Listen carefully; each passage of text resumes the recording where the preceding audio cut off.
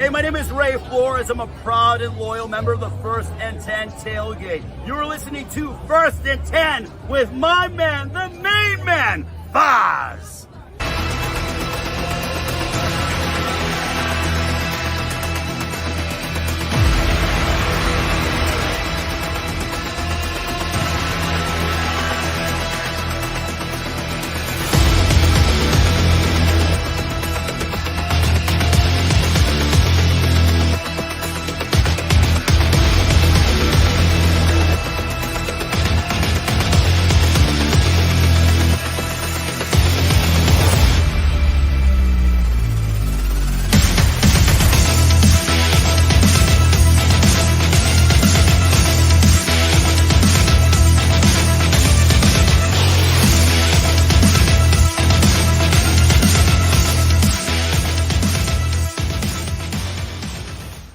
What's up, everyone? Welcome to episode 37, the season 2 premiere of First and 10 with Foz.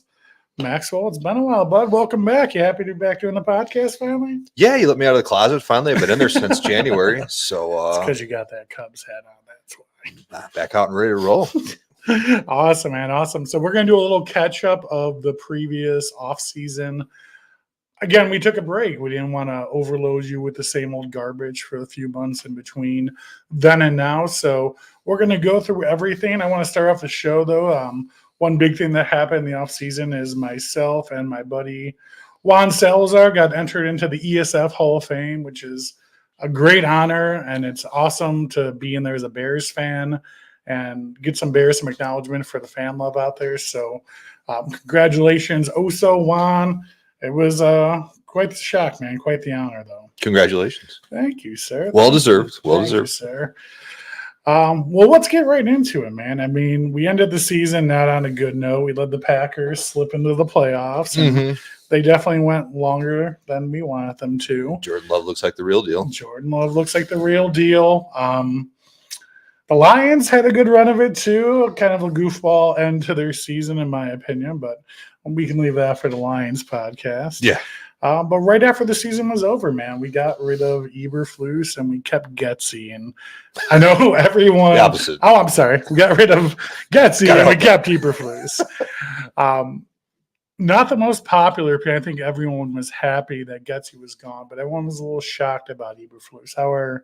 What was your thoughts on him, man? I didn't want him kept, but I guess I got why they kept him. He's kind of, in a baseball term, he's a 0.0 wins above replacement. He's not going to lose you a game, but he ain't really going to win you one either. He's just league average. But by all accounts, as we've said, a lot of the team players seem to really like him. And I've read that he's a lot different outside of the podium. So whatever. As long as they get rid of Getsy, who couldn't call a fucking play if life depended on it. The old school coach he hired to help him out, Montez Sweat. Yeah. And the defensive performance after Montez Sweat definitely saved his job. Oh, absolutely. But I think the Bears kind of set themselves up in a good position, in my opinion, because I think if it doesn't work out with him this year, I think we did a good job at hiring an offensive coordinator for this year, Shane Waldron, to replace Getsy, because the dude was potentially up for a head coaching job as it is. There was talks because of his background. Under Pete Carroll, revived Geno Smith's career, 2 out of 3 winning seasons with the Seahawks. I mean, I think if it goes south this year with Eberflus, you could possibly see a quick transition depending on how Shane Waldron's offense performs this year. I wouldn't have cared if they fired Eberflus now and had Shane Waldron. That's the thing you have to look at is a rookie comes in, the OC does really good. He's immediately up for any head coaching positions immediately. And that's the problem with having a defensive head coach. I get it. We like our defensive people in Chicago. And if you're as good as Mike Tomlin, then you don't have to worry about it. But this is why, if you were going all in on what we're going to get into here in a minute, I would have preferred a coach that's had some experience with developing a quarterback on the head coach side. Now, Shane Waldron was a good hire because he's actually an offensive coordinator that's called fucking plays in the NFL. It's about time the Bears did something like that. Can you imagine that experience? The thing about the whole situation with keeping Eberflus, bringing on Waldron, I think overall you're starting to see a change in the Bears organization. A turn in the page to a different chapter of how they operated in the past. So the only thing that kind of upset me about the whole situation was this season we had so many opportunities to interview other potential coaches. I mean, everyone can out there and say, oh, we're not going to pay them this. They're not going to come here. But, dude, I don't care. If Pete Carroll, Jim Harbaugh, God, who else was on the table? Bill Belichick. I mean, if they're on the table, have a conversation with them, like maybe just don't deem it a dead thing that's not going to happen. I mean, yeah. I mean, and maybe they did have back channels to these people. We don't know. We really don't know. Yeah. Poles does come across as a guy that definitely is with it and has got his toes in a lot of different sands. And I wouldn't be surprised if somewhere along the line we found out they did put out feelers to Jim Harbaugh. And there's talk that Harbaugh and the McCaskies never got along. So who knows? I mean, it is what it is at this point. They kept him. They didn't. I wish they would have. Whatever. It is what it is. How many years, though, like how many opportunities come up to where these elite coaches are even available? I mean, that's rare. You go season after season without even one decent experienced head coach being available. Now they have all these thrown in the mix of being jobless or having rough situations with the team they're currently on. I just would have liked to see them do a little bit more, just a little bit more. Oh, I would have liked to see them doing a lot more, but they didn't. So it is what it is. There's no sense in even bitching about it now because they got money to spend. It's definitely not on the head coach, that's for sure. Yeah. So our defensive coordinator left / got fired / weird situation last year. Creepy man. Whatever that was. Eric Washington, man, I was really happy about this acquisition. I mean, he was a coach on the Bears under Lovie Smith back in 08 and 09. So, I mean, you were there for the Urlacher, Peanut, Briggs, Mike Brown days. Went over to Buffalo. He just left as their defensive line coach in a winning organization with a very good defense who is in a playoff run every year. I like that knowledge and experience and that charisma that he has from Buffalo now coming over to the Bears. Yeah, as long as he doesn't do nasty things on his computer. As long as Peanut's potentially not infiltrating Alice. No, I mean, they hired a guy, again, who's called plays, who knows what he's doing by all accounts. It's two competent hires in Waldron and Washington that I don't really have a lot of complaints about. I mean, now you went from last year to where you had the reason everyone said they didn't fire Eberflus because no one could take over because they didn't have a coach that could possibly do anything. To where now you almost have too many, and then as soon as something goes bad, we'll immediately be firing Eberflus and wanting one of these guys to take over. So we have a head coach with a losing record and a not so good reputation, but then we have two coordinators coming in to back him up this year. I mean, last year Eberflus was trying to call defensive plays alone after that dude dipped, and God knows Getsy, dude. He's still stuck in I wish I had Aaron Rodgers mode all last year. I mean, absolutely. So, I mean, dealing with that coach, trying to run the team, be the head coach, and deal with the offensive coordinators and the defensive coordinators all at once. The guy definitely had a lot on his shoulders. You can say that. He was overwhelmed. There was no doubt about it, but he hired these guys that got fired too, so he's got to share some of the blame for it. But absolutely, he was in way over his head. He had too much going on. He wanted to be a CEO-style head coach, which I wish he would go back to, but supposedly he still is going to call the defensive plays. But whatever, fine. Most definitely, man. Most definitely. So after that, the Bears did what I thought was a phenomenal move, and that was release Cody Whitehair and Eddie Jackson.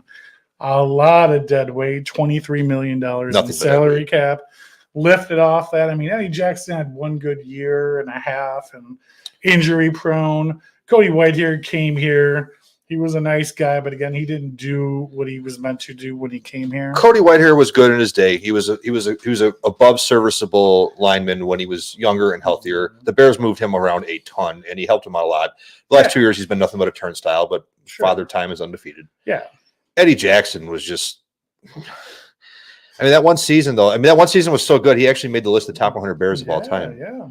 But ever since, he doesn't tackle. He didn't do anything. He did nothing to really help you, like to where you couldn't get some guy in the 5th round to do that. So your secondary was your strongest position on the team anyway, your strongest group on the team, I think, and I think they still are.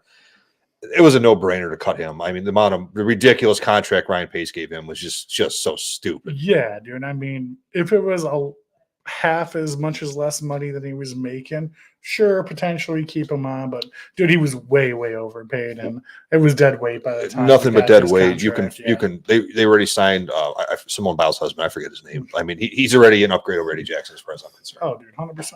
And we got Simone Biles coming to the game. All about that. I'll take her over Taylor Swift any day. So I would as well. She's a champion. Yeah. Something that finally fucking happened. I mean, you talked about all last season.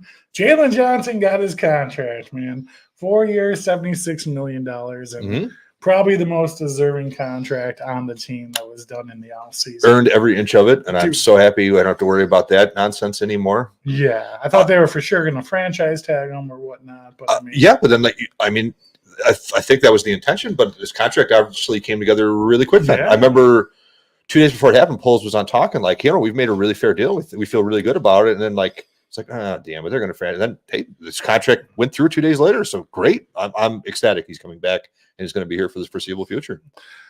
I think what's making me most happy about these guys who are discussing contracts and potentially getting traded for agency, whatever, they're all saying they want to stay here, man. They're really liking the culture that's happening. I mean, we could sit here and comment about Eberflus, Getsy last year, or whatever. I mean, that's just our outside view. But apparently what's happening behind those closed doors, what they're building, the culture, these players are believing in it, man. And when somebody chooses less money that they probably maybe could have got somewhere else, decide a long-term deal to stay here because they like where the team is going, I mean, to me, that's very good news, man. And Jalen Johnson last year, top 3 corner in the league, dude. Absolutely. Happy he's going to be long-term.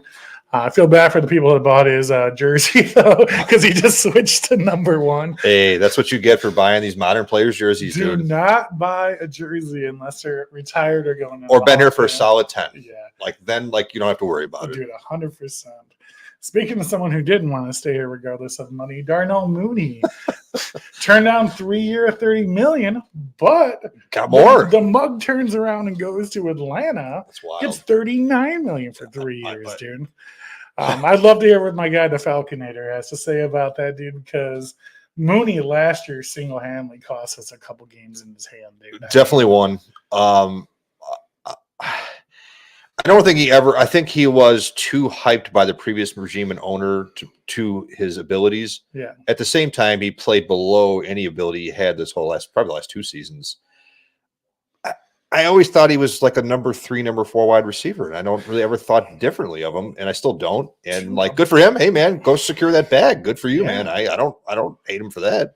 Don't blame him if he can get that kind of money, but he did nothing for me. And what do you say you do here? I mean, that's what it comes down to. I mean, Darnell Mooney and that amount of money in the same conversation to me is absolutely ridiculous. If we were rebuilding still, sure. But no, absolutely not. That dude had plenty of opportunities to shine regardless of whatever rebuilding offensive situation we were having, and he failed. Every offseason we heard about him and Justin meeting up and going through all their programs and everything's great and they got all this chemistry, and then the season starts and he doesn't know what hands he uses. Exactly. Doesn't have hands. Well, he gone, and we replaced him with someone better, which we'll get to in a second here. Yes, they did. Really nice offensive line move. We picked up the kid Ryan Bates from Buffalo. If he can stay healthy, the potential this kid has to make an impact on the offensive line. Hasn't taken that many snaps. I do like, though, that Eric Washington was hard for him. The Bears wanted him 2 years ago. Yes. But then Eric Washington came to the team. They're like, sign this dude. Yeah. He can confirm behind the scenes that this kid is a monster. So I'm really hoping we take him in, develop him, keep him healthy, dude. And he's just one more offensive lineman to protect the asset we're going to be picking up at number 1. I will settle for snap the ball to the quarterback and don't be a turnstile. Be just decent, and you're going to be just fine in the Bears at center. Yeah. I mean, coming from a Bears offensive line where there were only 3 games in a row, we had a consistent same offensive line for the last 2 years. Sad stat. Yeah, it's bad. But yeah, dude. I mean, and even all the other offensive linemen they picked up, random ones throughout the year. I mean, they're not playing around. They're going to sign 20, 30 offensive linemen and pick through the bone. In the words of the great Layla Rahimi, you can never have enough offensive linemen. You cannot. No different than baseball. You can never not have enough starting pitching. You can never not have enough good offensive linemen. It's the most important position in all of football. Absolutely. I don't care what anyone says. It is. If you're going to, we obviously know what they're going to do at 1 here. They're drafting a quarterback. Yeah. Best way to make that quarterback great quickly is have a great offensive lineman in front of him. Because no matter how good the quarterback is, if you're running around and you have no vision and you can't see and you have no time to throw, it doesn't matter if you're Patrick Mahomes or not. There's so many instances of quarterbacks being ruined in their first year with bad offensive lines. In most times when you're getting, we know a lot about. Yes, we do. Yes, we do. And most of the times when you're getting picked, first or second or third, you're going to be on a shit team. Dude, 100%. After that, we go into the Bears. What is going on with this new stadium? Man? I'm glad you brought this up. What is going on, man? I don't know what's going on. We're talking about building on the lake next to Soldier Field. We're talking about building in the north lot. We're going everywhere, man. I got a lot. Did it fall through? Let's hear it, Maxwell. Give me the Maxwell. They overspent on Arlington Heights. There's no doubt about it. That property wasn't worth $200 million. That was done by the previous regime, the previous president, Sweaty Ted, at thinking he was going to leave him a leg. And I get the idea of it. It only can increase the value of your team if your team's eventually going to sell. Because then that new owner can say, well, we have this property here with nothing going on. Let's build. But instead of like typical Bears fashion, we put the cart before the horse. We didn't check into the tax situation. We didn't check into all this. All this was going to undertake with all these soil testing they had to do and all this crap. And then, this new guy comes in and he, by all accounts, that sounds like doesn't want anything to do with this Arlington Heights property. And basically was saying, what the hell did you sidle me with here? So then he goes to Naperville and wherever the fuck else he went and took meetings with everybody who's going to give him this property. And obviously none of that worked out either. So now you got to kind of come crawling back to Chicago. And now, I mean, the stupidest part of it to me is now we're still talking. I still don't totally buy the Chicago thing. I still think, I don't believe the Chicago thing till there's a bulldozer there pulling dirt out.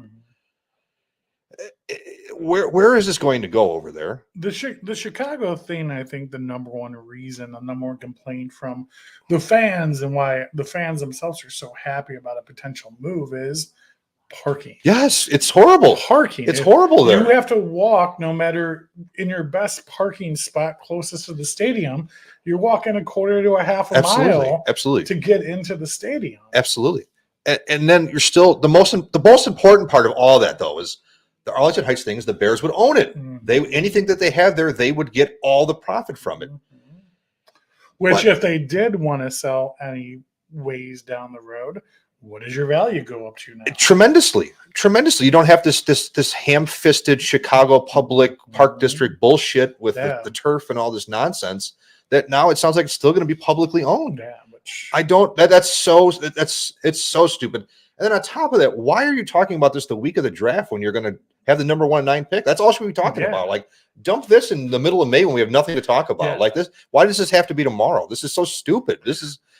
Bears take 2 steps forward, 1 step back. Always. We got the number 1 pick. We're going to get the best player, and we're building a matchback stadium. Potentially drafting by all we hope a franchise quarterback and maybe a stud Pro Bowler at the 9 pick or whatever they're going to draft at.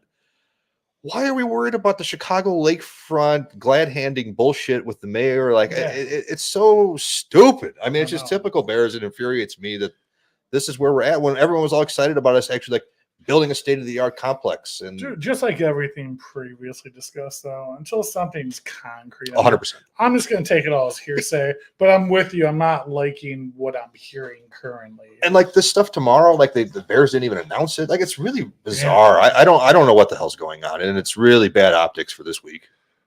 They've made a lot of good moves and a lot of good turns. Yes. But everything else, you can't fuck up on this stadium. You can't. You can't fuck up. No, because this is it. You're not going to get another one for 30 years, 20 years, whatever. Dude, I mean, it's starting to sound like the renovation of 2002, which, again, I was younger. We were younger during that time period, but with this whole Arlington Heights thing, I went back and kind of researched that situation. And the Bears are spending money out of their pocket to do these upgrades on something they didn't even own. Yeah. And they're still paying off to this day. I still don't know. Refinancing loans, upgrading a stadium that you don't even own. That's like putting another story on a rental house. What are you doing? This is the other problem with them. The Caskies only make money from football. They're not some kind of hedge fund manager or some kind of billionaire bunch. They make money from the Bears. That's it. Sure. So they don't have in their pocket what the guy in Los Angeles does or the guy in Minnesota does. Whoever. Most of the NFL owners are not just from football. I mean, sure. So there's that problem too, that they've, the state of Illinois has said they're not going to give out. Look what they did with the Cubs. Cubs had to pay all that themselves. Yeah. They're not going to give all of these billions for private franchises for them to build stadiums, and they shouldn't. Yeah, we shouldn't be paying for this shit. So I don't know. It's bad. It's let's bad. hope it's just another Just a glad rock in handing. the hill. Yeah, I hope so. It's such a stupid week to do it on. That's my biggest complaint. And hopefully they hear and see and feel the feedback where we're at, where all the fans out there are at. I hope so. Take that into consideration, because if you're trying to turn the organization around, do something new and build something different than the last 40 years, that's keeping the fans happy right now. And listen, the Bears are going to pay for it, and they've got a spot, and they've got $2 billion like they claim, and they're going to put it all up and maybe take a minimal amount of taxpayers' money. But the public thing's stupid no matter what. Yeah. But whatever, it is what it is. So moving on from that, another replacement for Mr. Eddie Jackson. We signed a Pro Bowl Kevin Beard to 2 years, $15 million. A good veteran, good solid player. I think he's going to show a lot of the younger kids out there the ropes of the NFL with Stevenson and Brisker and all the young kids who are coming up right now. And I think he's going to be a placement player. I think later on in the draft, we might see the Bears draft another safety or corner down the road. So sure, it might be a good filler position for a good rookie. This is what you do with veterans. This is how you do free agency. You don't need to sign the 8 years. Those always blow up in faces. This isn't baseball. They always blow up in your face in the NFL. 2 year, $15 million deal with a guy who's still got some tread in the tires. That's a great deal. Dude, bring in the veterans to teach the young kids. Absolutely. You build through the draft and you supplement it with these good 1, 2, 3 year veteran deals. 100%, dude. On top of that, we got a new running back in town. Mr. Swifty's in town. So I really liked him for the Lions, dude. I really liked him for the Eagles. He had a little bit of a health problem there. But I remember him seeing him on the Lions his rookie year. This kid was a stud, dude. I mean, so I think with our offensive line upgrade that we're doing right now, him back there, do we keep Herbert at 2? Is that the game plan? Absolutely. I mean, you can never have too many running backs either. I mean, teams go 3, 4 deep. So why not? He wasn't what he was. I mean, he didn't have a great year last year. His explosiveness didn't look there. He got a little better. What about Foreman? Yeah. I mean, I hope he's still there too. I actually haven't even looked to see if he was, but Swift is still really young too. Yeah. So they didn't go out and spend a ridiculous amount of money in the running back position, which I don't ever want anyone to do ever. Those Walter Payton or Barry Sanders I are there. think those days are done, man, to be honest with you. I mean, it did go up some though. I mean, this offseason. Sure. And running backs went quick. It wasn't like the typical. How many were available, dude? You had I know. You had Derrick Henry. Yeah, Saquon. Saquon. I mean, the amount of elite running backs available this offseason was uncanny. But no, I think that was a position we needed to upgrade. They targeted that. Obviously, he was their first signing, I think, free agent wise. So they definitely needed to do it. I'm glad they did. Which leads to my favorite signing in the offseason, Mr. Keenan Allen, dude, for a 4th-round pick. Steal. Host. Yeah, no, absolutely. Keenan Allen had the best season of his veteran career last season, which gives you a lot of hope, dude, with a good quarterback like Herbert. I mean, putting up the yards and the touchdowns he has, I mean, there's still some meat on that bone left to chew on. I think so. Him opposite DJ Moore. It's great. Brand new first overall pick quarterback coming in. Beefed up offensive line, dude. Do you get a quarterback at 9? We'll talk about that in a little bit. I mean, dude, we are steady fired for a huge offense. Not to mention the additional tight end that we brought on too from the Chargers. Yes. Who has a relationship with Keenan Allen. And now you're going to have that 1-2 punch with Cole Kmet, dude. I mean, the Bears are looking to be a powerhouse, man. I mean, whoever walks in to this quarterback role, which I think most of us all know who that's going to be, I'm pretty confident. They're walking into an established squad, bro. This ain't no rebuilding team that a typical number 1 pick walks onto. I mean, I think it's probably the best position the number 1 pick in the draft quarterback has ever walked into. Yeah. I couldn't imagine. Think of a better position ever. I mean, like you said, DJ Moore and Keenan Allen, which we absolutely fleeced the Chargers for, and you understood why their cap situation was horrible. Yeah. They had no choice but to get rid of some of these guys. So a 4th-round pick, which is usually can be a decent draft pick or it could be nothing. You get an established stud on the other side to help out your young rookie quarterback. Sure. Yeah, absolutely. Absolutely love the move. Dude, 100%. How couldn't you? To end the offseason about something that I was so fucking tired of hearing about so much and made me so happy that we were not podcasting during this offseason. Justin Fields. How fucking tired were you of the Caleb Williams, Justin Fields conversation? Beyond tired. And it wasn't their fault or even the Bears' fault. It was just people. It was our fault. It's exactly what you talked about. Page's fault, dude. There's nothing to talk about from the Super Bowl till like this-ish area. Then don't fucking talk. And that's okay. Yeah, I agree. That's okay. It's okay to, if there's nothing to talk about, don't talk. That's why we took a break from the podcast. Yeah. There's nothing to talk about. No. Do you want to listen to us fucking talk off our ass about opinions and potentials and bullshit? The answer is no, because it's not entertaining. It's not fun. It's fucking annoying. It was, I will admit, it was a breath of like, whew, like as soon as they traded him, it's like, all right, I'm so glad this is over with. Now we know for sure what they're doing. He went to the Steelers for Good the position. 6th round pick. Yeah. Potential 3rd if he gets some playing time in. Mm-hmm. Which is possible. Do I think we could have gotten more for him? Maybe. Earlier on, and if we didn't hold on to him so long? Maybe. I think that Mac Jones deal with the Patriots really set the precedence for Justin Fields' value, dude. Yeah. When Mac Jones got traded for like hogwash for fucking nothing, dude. I mean, I hate to say it, they were in the same grouping, the same caliber of quarterback, the same amount of losses. They were the same year. Same year. So, I mean, that just... How about that? The top, I think, was it 4 of the 5 or 5 of the 6 from that draft that year have all been traded? Yeah. And there have only been in the league for 4 years. 100%, dude. So it's not an exact science, which I hope everyone realizes. You don't know. But, I mean, obviously, who we draft is going to be walking into a really good position. But back to Justin, I love Justin Fields as a person. I think we all do. That was the hard part, I think, for everyone, is he's a good kid. Once you stepped away from it, though, absolutely, and I don't disagree, and I love him, and I'm rooting for him, and I hope he does well. I hope he succeeds. I have absolutely nothing but love for him. I think every Bears fan feels that way, or should Same feel time, that once you way. took a step away from it, you couldn't fault the Bears either. I mean, you're in another historical situation. Fields did not do enough, whether you love him or not, whoever you want to blame, he deserves some of it. He didn't do enough to convince you that he absolutely is the guy who has to stay, and we should trade the number 1 pick because we're in a perfect position with the quarterback. He didn't do enough. That's just that simple. He didn't succeed here for whatever reason. We didn't do him any favors. That's for damn sure. But he also didn't play consistent enough for us to think another regime was going to help, or however you wanted to look at it. So I hope he does well. I hope he starts over there. I hope he does great. He's in a great position with a great head coach. He was not given a lot of opportunities to succeed.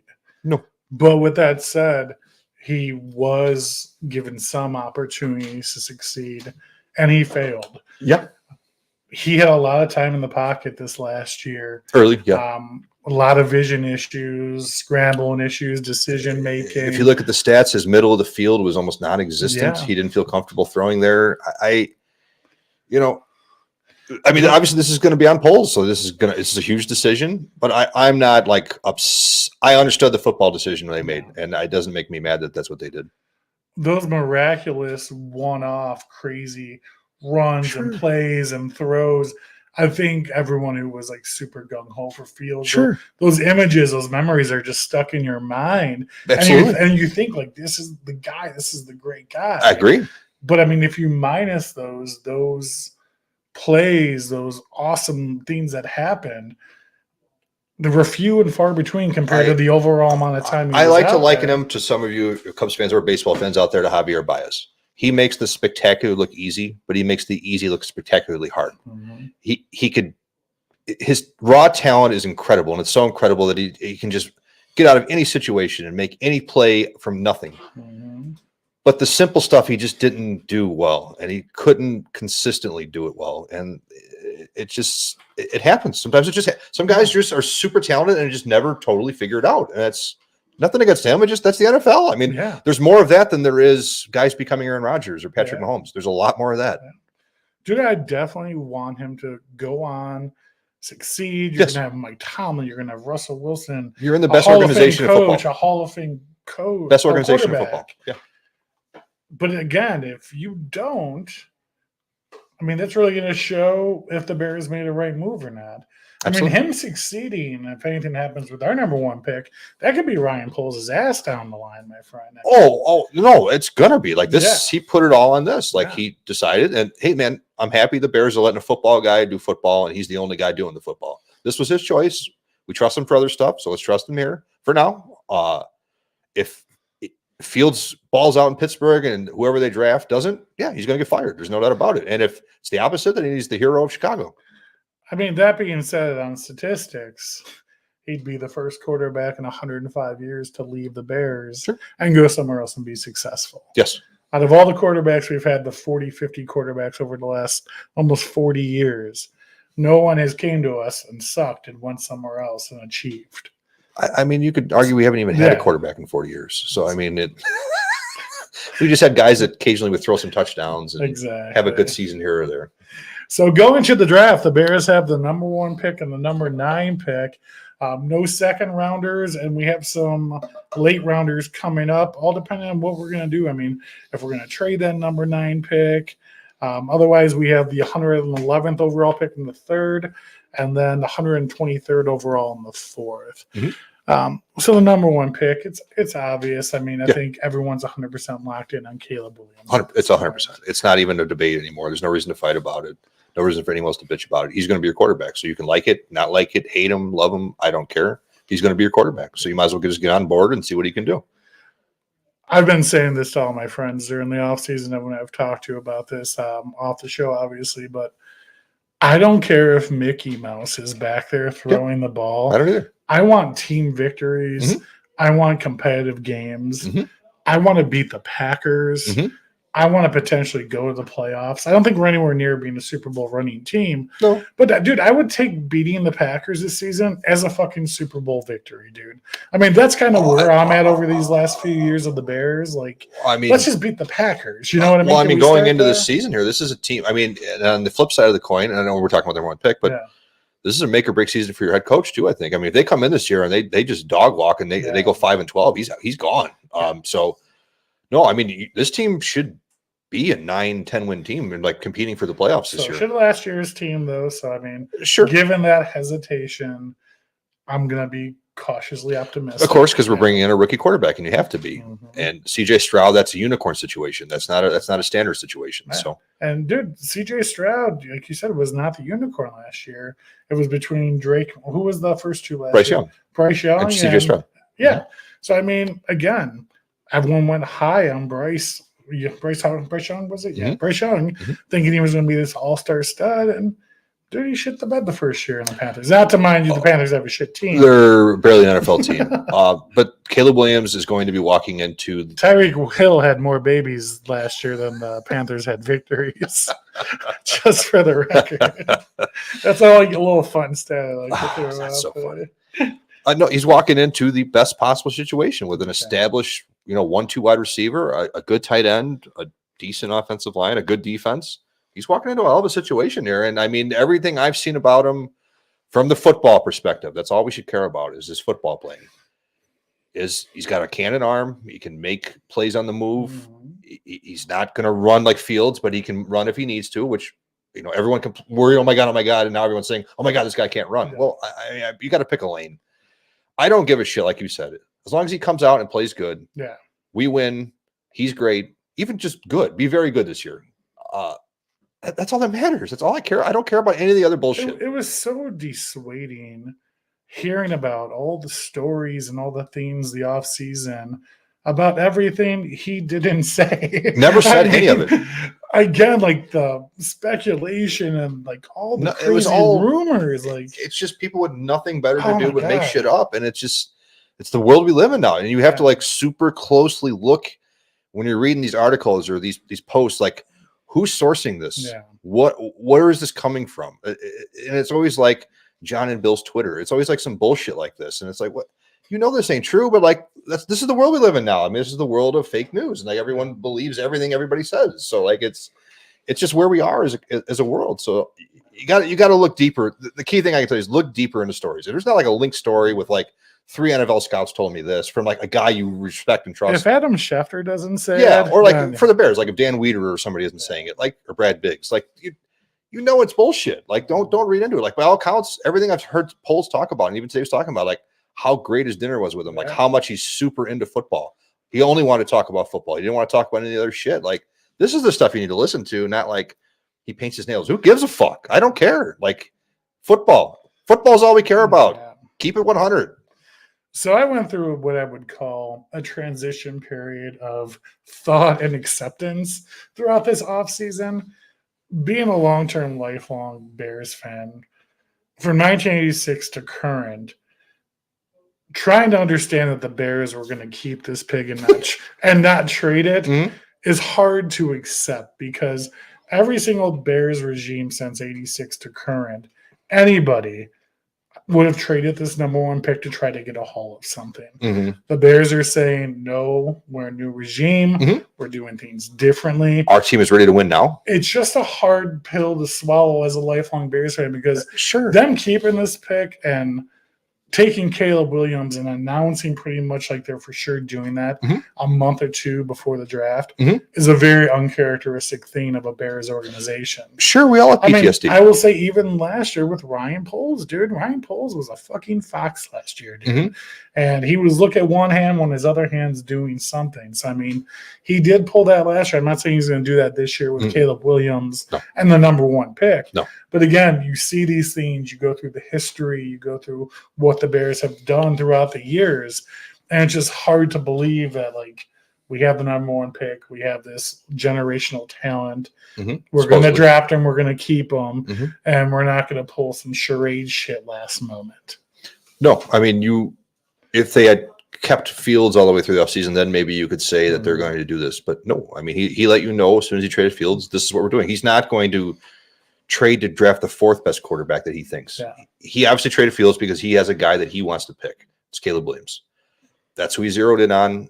We should all be happy that the Bears are finally letting the football guy run the football side. And we don't have any middling, no Ted Phillips telling him to do this. McCaskey says, I love this guy, or any of this bullshit. Yeah, he could bust. That's always a possibility in any draft. He could be busting. Then guess what? They'll fire Poles anyway, and who cares? We'll start over again. But don't say that. No, and I don't think so. I'm not saying he's going to come out here and be Peyton Manning or Aaron Rodgers. None of us know. Nobody knows. Those guys in the NFL are their best shot at knowing their scouts, their paid scouts who do nothing but that for their job, are the guys that we should trust. I really liked recently, I'm sure most everyone watching this has watched it. It was the Pivot podcast with Caleb Williams on there, where he really sat down and you heard him talk. Yes. And I like him. He talked very, very well. I like him. He said the right things, and he said he wants to stay one place for the next 20 years, and he wants to chase number 12, which is Patrick Mahomes. I mean, that's what he wants to do. He doesn't want to bounce around. He doesn't want to be this media hype troublemaker issue. He wants to go and he wants to play football. Yeah. He didn't give the Combine his records. He's like, I gave the Bears my records. I don't need to give that to them. Absolutely. He didn't need to go to the pro day. He's like, I know what I can do. You know what I mean? Like, he's got nothing to prove. No. He's already a millionaire, and I think that makes a big difference in the way these kids are coming out nowadays. Of course it does, because it gives them a little bit of power, which they should have. Think about like me or you. Like, I get you can't compare it. You can't compare it because it's not even remotely the same job. But like, if you know you're going to be the number 1 pick, and that team told him, like he knows he's not an idiot. Sure. What? Why do you need to go meet with the Steelers or the Falcons or the Vikings? Like, for what purpose? Like, what does it do? He's met with no other team. We've met with no other quarterback. No, that we know of, obviously. No, we did send a contingent to see Drake May. I know that for sure. But like, Poles wasn't there, so I mean, there's your answer. I mean, he's not going to not go. Sure. Doing due diligence, sure, but they identified this guy, which I don't like that they just zeroed. And maybe they did send other guys to see Jaden Daniels. I don't know, but. I don't like that they just zeroed in. But if they're that confident and they know this is their guy, sure, great. Now let's do the work on the number 9 pick. I mean, fine. I was kind of upset at the way a lot of people reacted about the Caleb Williams nails thing and the phone thing. I don't even want to give it air, honestly. I mean, it's so dumb. And I joked around with it because I think it's hilarious. Who cares, dude? I couldn't. This is a 2024. This is a 27 millionaire kid living in Los Angeles. Yeah. Dude, he's wild. He's crazy. He's going to do whatever the fuck he wants to. And that's cool. It's 2024, man. He's got a personality. He's got some swagger about him, which I like. I like everything when I was listening to him talk about. I like this kid. Like, he's confident. Don't you want your quarterback to be confident? Sure. I don't need an aw shucks guy. I don't need it. I want a guy to come in here and be a killer. I want a guy who thinks about nothing but football. I want a guy that's like that. I don't care what he does on his time. If he's not bothering anybody, he's not doing anything criminal. I don't care what he does. If he comes in and beats the Packers, I'm painting these bad boys. We've had a history of eccentric characters. Chicago, Rodman, McMahon. We've always had eccentric people. That's fine with me. I don't give a shit. It's 2024. Get over it. I mean, if you think that is, you know what? Forget about it. I don't even want to get into it because it's so dumb. Like it is. That takes it. Like, the football stuff is cool. Like, if you like, hey, listen, I watched him play and I didn't like some of the stuff, and like, he didn't succeed against a lot of better teams in college. That's a totally valid criticism. Totally valid. My point being is I really no, I don't mean you. I know. Yeah, no, I'm just saying I didn't like people saying like we shouldn't get him because of that. That's the stupidest thing. That's just utterly ridiculous. If he was accused of some kind of terrible crime or something in college, absolutely we should be looking at it. If this was the Jalen Carter situation last year or part of that automobile bullshit, like absolutely we should be looking into that. But his crime is that he's cool. 2024 and he paints his nails and we shouldn't get him because he's hey, let me tell you, catchers have been doing it in the MLB for about 30 fucking years. So yep, nobody cares there. Probably the biggest question mark now that's only really a curiosity to talk about going into the draft is the number 9 pick, man. I mean, I'm completely up in there. I have no idea what they're going to do. And to be honest with you, if I'm Ryan Poles and the regime, I think it's going to be a game time decision depending on what happens with the first 6 or 7 picks and who's left. I mean, absolutely.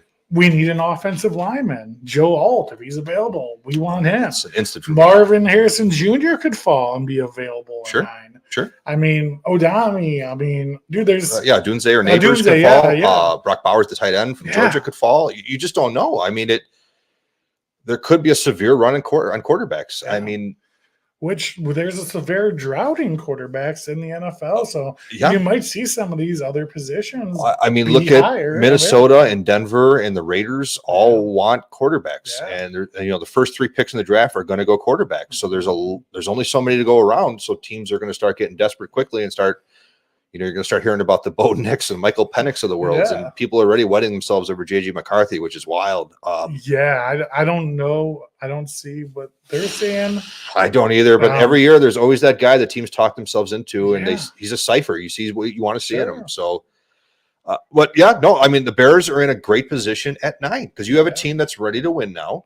You don't have to trade out of that if you don't want to. If this was 2 years ago, absolutely he's trading out of there and he's going to. 100%. You don't need to worry about that crap. Don't worry about if we don't have a second round pick. That is your second round pick. Yeah. We're getting it. We're getting a top 5 non-quarterback in the draft on top of the number 1 quarterback in the draft.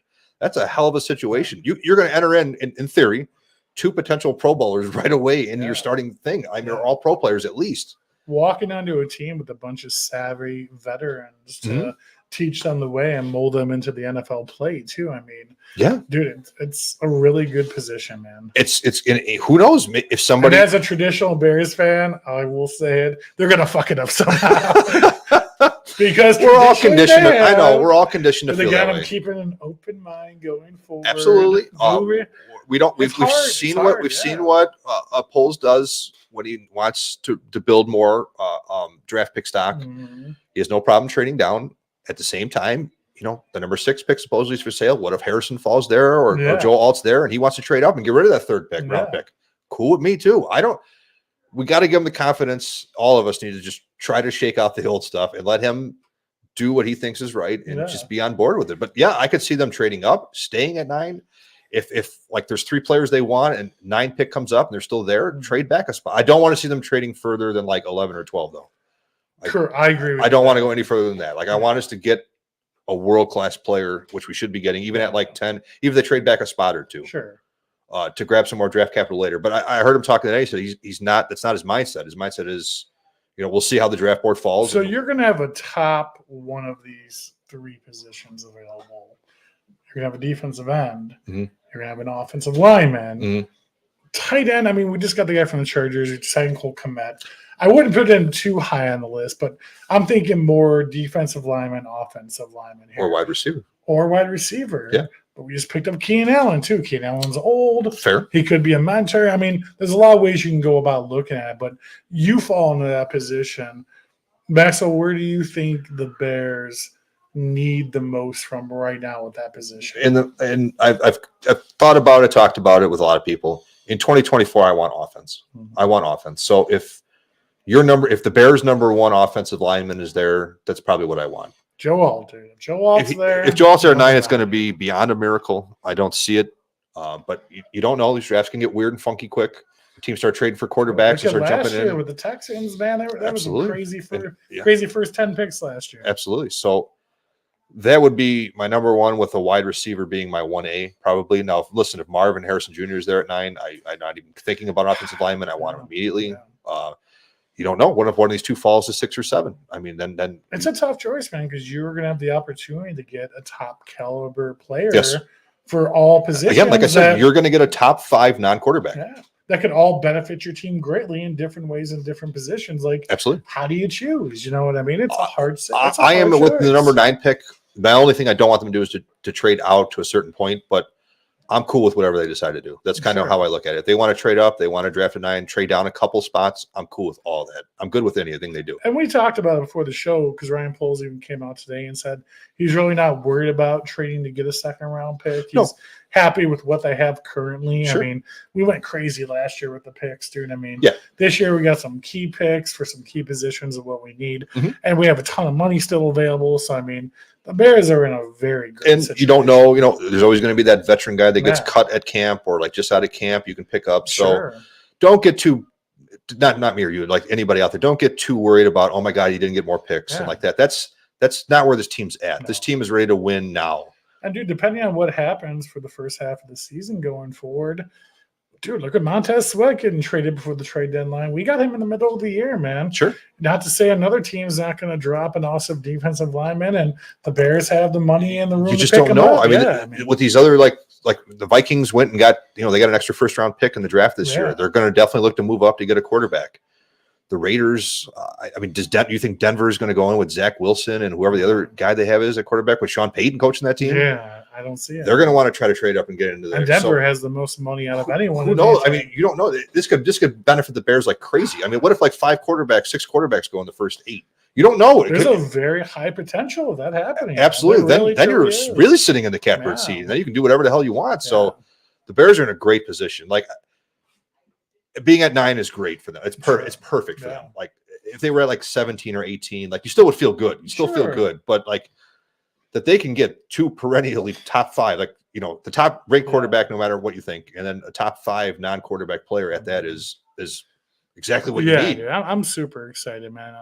I'm even more excited about this year's draft than last year's draft. Oh yeah, I mean, but he did great last year's draft. Look at the 3rd and 4th round picks last year. He did a good job. All studs, dude. All studs, man. He's shown that he can. There are some questions, of course, Velus Jones, but. I mean, if he's shown the career polls, Claypool and Velus Jones are really the only. Those are his 2 boo-boos, no doubt about it. And like that's not bad. No, given all the moves. No, the Velus Jones one doesn't bother me as much as the Claypool one, but whatever. It's neither here nor there no more. Yeah, no, I and then you can find a good starting center in the 3rd round. Sure. You can find a starting safety in the 4th round. It's. I know they said there's a drop off after like the 4th round this year, but we don't have anything after that anyway. I think that's why he made the pick for Bates, to make the trade for Bates. Sure, yeah. Because you can get a starting caliber, offensive lineman in the 5th round. Great, absolutely. We still have the money available. You know what I mean? Sure. And somebody will get cut. Somebody will get traded. Somebody will, there'll always be somebody available. So they always say that teams just the day before the draft, so that's tomorrow, obviously, just get fucking crazy. Oh yeah. I would love to be a fly on the wall or to know some of the shit at this point that's being thrown at Ryan Poles. Probably like astronomically crazy shit. I read something today that the Raiders, now of course this is lying season and this is bullshit season. Yeah. But the Raiders offered like the farm plus the organization to trade into the 2 pick with the Redskins. Because I guess they're just zeroed in on Jaden Daniels. Yeah. And the Redskins Commanders, I'm sorry, said no. They turned him down. So, yeah. I'm sure Ryan Poles got some crazy offers for the number 1 pick. You go back and like you hear all the stories about the draft and former GMs and former coaches talking about it, and they're like, "Oh man, the night before the draft," and like that's always like the story. I'm sure even like the day or like the hour before the draft. Yeah, it is. They were talking about today, and I thought it was kind of funny, like to think about like if they didn't have the number 9 pick, they just had the number 1 pick, like. Poles just showing up tanked, like with a glass of like an old fashioned in hand with a cigar turning in the pick because fuck you're done already. Like you ain't got to worry about it. He just flicks a card. Just everyone completely sloshed, just margaritas everywhere. Splash the fucking pot. They go to the Bears draft room and it's just pictures of margaritas and girls in bikinis everywhere. Who's shit in the corner? No, dude, for sure. I think it's definitely locked in for Williams. And that's not even a debate. I'm super happy about the number 9 pick. And, dude, I'm excited that a glimpse of football is back for the draft. It's been a drought. You have a baseball season. I'm a Sox fan. I don't have a baseball season. This is all I got, brother. This is all I got. So I'm glad we got some fun happening. We got some good stuff to talk about. There's always room for you in the pool. Yeah. I never do that, bro. Got to give up the sport. So for the draft, myself and my son Parker, my 9-year-old, we're going to be heading to Soldier Field for the draft. We were able to score VIP tickets with Jeff Joniak and ESPN 1000 The Score. So we're going to be sitting there with the Bears organization.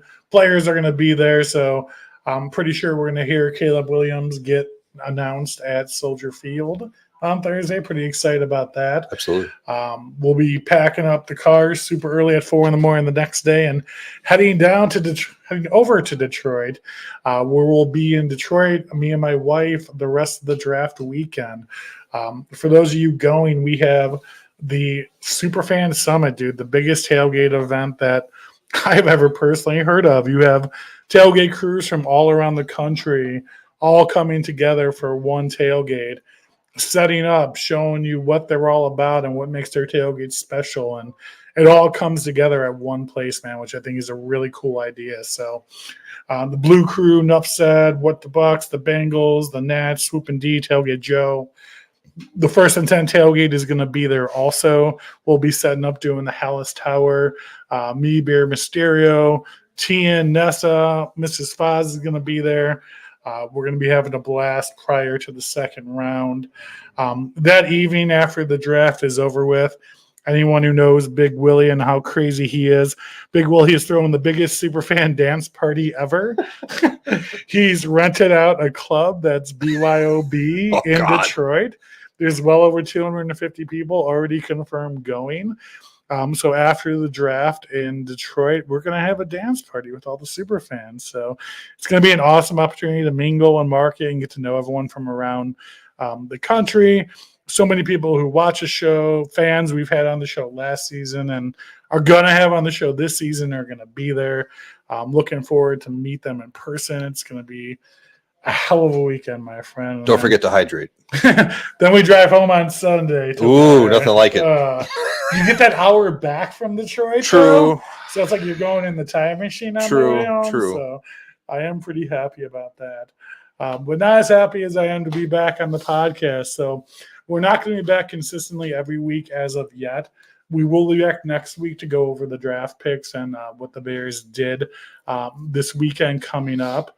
And then after that, we're going to periodically pop in when stuff's going on. If there's something to talk about, you can rest assured that Maxwell and I will be there to let you guys know about it and join in the fun discussion.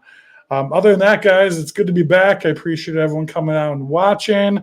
A little bit of football's back. So, as always, my guys, bear down, baby. Thank you, and go Bears! Bear down!